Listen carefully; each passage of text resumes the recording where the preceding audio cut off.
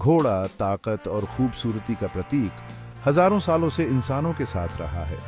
लगभग 4000 से 3000 ईसा पूर्व यूरेशिया के विशाल मैदानों में एक अहम घटना घटी, घोड़े को पालतू बनाया गया। ये न सिर्फ घोड़े के लिए बल्कि मानव सभ्यता के लिए भी एक महत्वपूर्ण मोड़ था।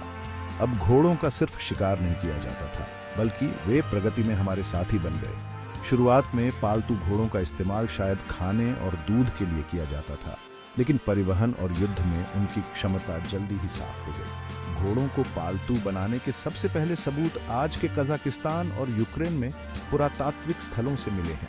इन जगहों पर घोड़ों की हड्डियों में लगाम और बागडोर के निशान मिले हैं, जो बताते हैं कि उन्हें सवारी और सामान ढोने के लिए इस्तेमाल किया जाता था। सवारी और गाड़ी चलाने की तकनीकों के विकास ने यात्रा और व्यापार में क्रांति ला दी, दूर दराज के समुदायों को जोड़ा और सामान और विचारों के आदान प्रदान को तेज किया। घोड़े को पालतू बनाने से खानाबदोश संस्कृतियों का उदय हुआ, जो इन जानवरों पर आवाजाही और भोजन के लिए निर्भर थे।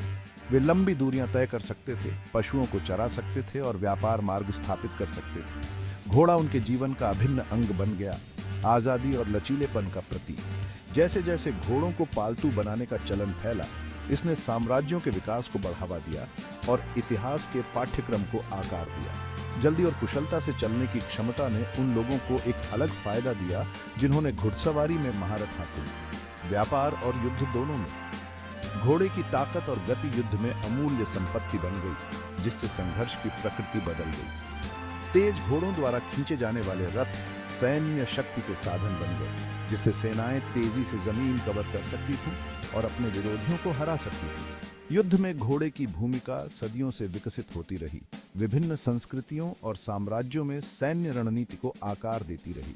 प्राचीन ग्रीस की घुड़सवार सेना से लेकर अमेरिकी पश्चिम के घुड़सवार योद्धाओं तक, घोड़े ने सहस्राब्दियों तक युद्ध में एक केंद्रीय भूमिका निभाई। साम्राज्यों के उत्थान और पतन पर घोड़ों के प्रभाव को कम करके नहीं आंका जा सकता। प्राचीन मिस्र में घोड़ों को बहुत महत्व दिया जाता था और उन्हें राजसी शक्ति और सम्मान से जोड़ा जाता था। फिरौन को अक्सर युद्ध में रथों पर सवार दिखाया जाता था, जो उनके सैन्य कौशल और दिव्य स्थिति को दर्शाता था। मिस्र वासियों ने घोड़ों के प्रजनन के परिष्कृत तरीके भी विकसित किए, जिसमें गति और सहनशक्ति जैसे वांछनीय लक्षणों का चयन किया गया। रोमन साम्राज्य, जो अपनी सैन्य शक्ति के लिए प्रसिद्ध था, अपनी विजयों के लिए घुड़सवार सेना पर बहुत अधिक निर्भर था। रोमन सैनिक अत्यधिक कुशल घुड़सवार थे, जो युद्ध के मैदानों में तेजी से युद्धाभ्यास करने और अपने दुश्मनों को घेरने के लिए अपने घोड़ों का उपयोग करते थे। रोमन घुड़सवार सेना ने साम्राज्य के विशाल क्षेत्रों के विस्तार और रखरखाव में महत्वपूर्ण भूमिका निभाई। पूरे रोमन साम्राज्य में संचार और परिवहन के लिए भी घोड़े आवश्यक थे, जो अपने विशाल सड़क नेटवर्क पर संदेश और आपूर्ति करते थे। पूर्व में चंगेज खान के नेतृत्व में मंगोल साम्राज्य ने इतिहास में सबसे बड़े सन्निहित भूमि साम्राज्यों में से एक बनाने के लिए घोड़ों का उपयोग किया। मंगोल योद्धा अपनी असाधारण घुड़सवारी के लिए प्रसिद्ध थे, जो दिनों तक सवारी करने और कठोर परिस्थितियों का सामना करने में सक्षम थे। घुड़सवार युद्ध में उनकी महारत ने उन्हें एशिया और यूरोप के विशाल क्षेत्रों को जीतने में सक्षम बनाया। घोड़ों पर मंगोलों की निर्भरता युद्ध से आगे बढ़ी। उन्होंने उनका उपयोग शिकार, चरवाही और परिवहन के लिए भी किया। भारत में घोड़ों ने युद्ध और संस्कृति दोनों में एक प्रमुख स्थान धारण किया। प्राचीन भारतीय महाकाव्य महाभारत और रामायण वीर योद्धाओं और उनके वफादार घोड़ों की कहानियों से भरे पड़े हैं। घोड़ों को प्रतिष्ठा और शक्ति का प्रतीक माना जाता था और उनका स्वामित्व अक्सर योद्धा वर्ग तक ही सीमित था। भारतीय शासकों ने घोड़ों के विशाल अस्तबल बनाए रखे, जो युद्ध और औपचारिक उद्देश्यों के लिए प्रशिक्षित थे। सदियों से मनुष्यों ने विशिष्ट लक्षणों के लिए घोड़ों को चुनिंदा रूप से पाला है, जिसके परिणाम स्वरूप आज हम नस्लों की विशाल श्रृंखला देखते हैं। भारी काम के लिए इस्तेमाल किए जाने वाले शक्तिशाली ड्राफ्ट घोड़ों से लेकर रेसट्रैक पर गति के लिए पैदा किए गए चिकना थोरब्रेड तक, प्रत्येक नस्ल को विशेष कार्यों में उत्कृष्टता प्राप्त करने के लिए सावधानीपूर्वक विकसित किया गया है। घोड़ों की नस्लों की विविधता घोड़ों और मनुष्यों दोनों की सरलता और अनुकूलन क्षमता को दर्शाती है। ड्राफ्ट घोड़े जैसे कि क्लाइड्सडेल और शायर अपनी अपार शक्ति और कोमल स्वभाव के लिए जाने जाते हैं। ये कोमल दिग्गज कृषि कार्य हल खींचने और भारी भार ढोने के लिए आवश्यक थे। मशीनीकृत खेती के दिनों से पहले उनकी ताकत और सहन शक्ति अमूल्य थी। आज भी वे अभी भी कुछ कृषि सेटिंग्स और पारंपरिक लॉगिंग कार्यों में उपयोग पाते हैं। हल्के घोड़े की नस्लें जैसे अरेबियन और अखलटेक अपनी गति, चपलता और सहन शक्ति के लिए बेशकीमती हैं। इन नस्लों का इस्तेमाल अक्सर युद्ध और लंबी दूरी की यात्रा के लिए किया जाता था, सवारों को विशाल दूरी तक ले जाता था। उनके परिष्कृत फीचर्स और सुंदर हरकतों ने उन्हें राइडिंग और खेल के लिए भी लोकप्रिय बना दिया। कई आधुनिक खेल घोड़े नस्लों ने अपने पूर्वजों को इन प्राचीन रक्त रेखाओं में वापस खोजा। थॉरब्रेड विशेष रूप से रेसिंग के लिए पैदा हुए, अपनी गति और एथलेटिकवाद के लिए प्रसिद्ध हैं। उनके वंश का पता 3 संस्थापक सायरों से लगाया जा सकता है: बायरले तुर्क, डार्ले अरेबियन और गोडोल्फिन अरेबियन। घोड़ों की दौड़ की दुनिया में थॉरब्रेड्स को बहुत महत्व दिया जाता है और उनकी दौड़ कौशल सुनिश्चित करने के लिए उनकी रक्त रेखाओं को सावधानीपूर्वक बनाए रखा जाता है। उनकी गति और प्रतिस्पर्धी भावना उन्हें रेस ट्रैक पर एक रोमांचक तमाशा बनाती है। चौराखंड घोड़ों का शरीर, खाना और सामाजिक व्यवहार। घोड़ों में एक अनोखा शरीर होता है जो उनके उल्लेखनीय एथलेटिकवाद में योगदान देता है। उनके लंबे पैर, शक्तिशाली मांसपेशियां और लचीली रीढ़ उन्हें प्रभावशाली गति से दौड़ने और विभिन्न इलाकों में नेविगेट करने की अनुमति देती है। उनके खुर केराटिन से बने होते हैं, वही सामग्री जो मानव नाखूनों के समान होती है, दौड़ने और कूदने के लिए एक टिकाऊ और झटके को अवशोषित करने वाली सतह प्रदान करती है। घोड़े का श्वसन तंत्र भी अत्यधिक कुशल होता है, जिससे वे उच्च स्तर के परिश्रम को बनाए रख सकते हैं। घोड़े शाकाहारी होते हैं, जिसका अर्थ है कि उनके आहार में मुख्य रूप से पादप पदार्थ होते हैं। उनका पाचन तंत्र बड़ी मात्रा में घास और घास को संसाधित करने के लिए अनुकूलित है।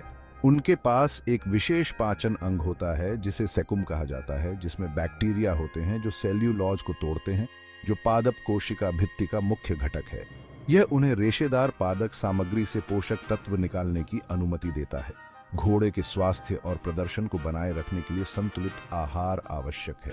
घोड़े अत्यधिक सामाजिक प्राणी हैं जो जटिल सामाजिक संरचनाओं वाले झुंडों में रहते हैं। एक झुंड के भीतर एक स्पष्ट पदानुक्रम होता है जिसमें एक प्रमुख घोड़ी अक्सर समूह का नेतृत्व करती है। घोड़े विभिन्न प्रकार के स्वरों, शरीर की भाषा और गंध संकेतों के माध्यम से एक दूसरे के साथ संवाद करते हैं। वे अन्य घोड़ों के साथ मजबूत बंधन बनाते हैं और अपने साथियों से अलग होने पर संकट के लक्षण प्रदर्शित कर सकते हैं। उनकी उचित देखभाल और प्रबंधन के लिए घोड़े के व्यवहार को समझना महत्वपूर्ण है। घोड़ों में सुनने और देखने की अच्छी तरह से विकसित क्षमता होती है। उनकी आंखें उनके सिर के किनारों पर स्थित होती हैं, जो उन्हें दृष्टि का विस्तृत क्षेत्र प्रदान करती है। यह उन्हें संभावित शिकारियों या अन्य खतरों का पता लगाने की अनुमति देता है। उनके बड़े कान स्वतंत्र रूप से घूम सकते हैं, जिससे वे ध्वनियों के स्रोत को इंगित कर सकते हैं। ये संवेदी अनुकूलन जंगल में उनके अस्तित्व और मानव से निपटने के लिए उनकी प्रतिक्रिया में योगदान करते हैं। 5वां खंड आधुनिक घोड़ा खेल से लेकर थेरेपी तक। जबकि परिवहन और युद्ध में उनकी भूमिका कम हो गई है, घोड़े आधुनिक समाज में एक महत्वपूर्ण भूमिका निभाते रहते हैं। रेसिंग, जंपिंग, ड्रेसेस और पोलो सहित विभिन्न घुड़सवारी खेलों में उन्हें प्रमुखता से दिखाया गया है। ये खेल घोड़े के एथलेटिकवाद और अनुग्रह को प्रदर्शित करते हैं, साथ ही सवार से कौशल और सटीकता की मांग करते हैं। दुनिया भर में लाखों दर्शक और प्रतिभागी घुड़सवारी के खेलों का आनंद लेते हैं। कृषि में घोड़ों का उपयोग अभी भी कुछ कार्यों के लिए किया जाता है, खासकर उन क्षेत्रों में जहां इलाके या अन्य कारक मशीनीकृत उपकरणों को अव्यावहारिक बनाते हैं।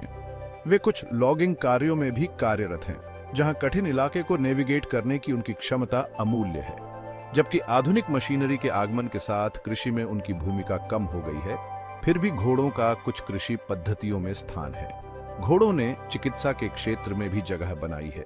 घुड़सवारी से जुड़ी चिकित्सा भावनात्मक और शारीरिक उपचार को बढ़ावा देने के लिए घोड़ों के साथ बातचीत का उपयोग करती है। घोड़ों का कोमल स्वभाव और प्रतिक्रिया व्यक्तियों को विश्वास विकसित करने, संचार कौशल में सुधार करने और आत्मविश्वास बनाने में मदद कर सकती है। घुड़सवारी चिकित्सा शारीरिक और मानसिक स्वास्थ्य चुनौतियों की एक विस्तृत श्रृंखला वाले लोगों के लिए फायदेमंद साबित हुई है। मनोरंजन उद्योग को भी घोड़ों की उपस्थिति से लाभ होता है। उन्हें फिल्मों, टेलीविजन शो और लाइव प्रदर्शनों में दिखाया गया है। उनकी राजसी उपस्थिति और प्रशिक्षितता उन्हें मनोरंजक कलाकार बनाती है। ऐतिहासिक नाटकों से लेकर वाइल्ड वेस्ट शो तक घोड़े हमारी कल्पना को पकड़ते रहते हैं और सभी उम्र के दर्शकों का मनोरंजन करते हैं। छठा खंड, साझेदारी की एक विरासत। मनुष्यों और घोड़ों के बीच का रिश्ता सहस्राब्दियों तक फैला है, जो दो प्रजातियों के बीच स्थायी बंधन का प्रमाण है। यूरेशियन मैदानों पर उनके शुरुआती पालतू बनाने से लेकर आधुनिक समाज में उनकी विविध भूमिकाओं तक घोड़ों ने मानव इतिहास और संस्कृति को आकार देने में एक अभिन्न भूमिका निभाई है। उनकी ताकत, गति और बुद्धिमत्ता ने पीढ़ियों से हमें मोहित किया है। कला, साहित्य और साहस की अनगिनत कहानियों को प्रेरित किया है। मानव प्रगति में घोड़े का योगदान निर्विवाद है। उन्होंने व्यापार को सुगम बनाया, विजयों को सक्षम बनाया और कृषि में क्रांति ला दी। उन्होंने हमें महाद्वीपों में पहुंचाया, हमारे खेतों की जुताई की और युद्धों में हमारे साथ लड़े। हमारी दुनिया पर उनका प्रभाव गहरा और दूरगामी है। आधुनिक युग में भी वे अनगिनत तरीकों से हमारे जीवन को समृद्ध करते रहते हैं। जैसे जैसे हम आगे बढ़ते हैं, ये आवश्यक है कि हम इन शानदार जानवरों की सराहना और रक्षा करना जारी रखें। उनका कल्याण हमारी प्राथमिकता होनी चाहिए। यह सुनिश्चित करना कि उनके साथ सम्मान और देखभाल के साथ व्यवहार किया जाए जिसके वे हकदार हैं। उनके इतिहास, उनकी आवश्यकताओं और उनके अद्वितीय गुणों को समझकर हम मनुष्यों और घोड़ों के बीच के बंधन को मजबूत कर सकते हैं।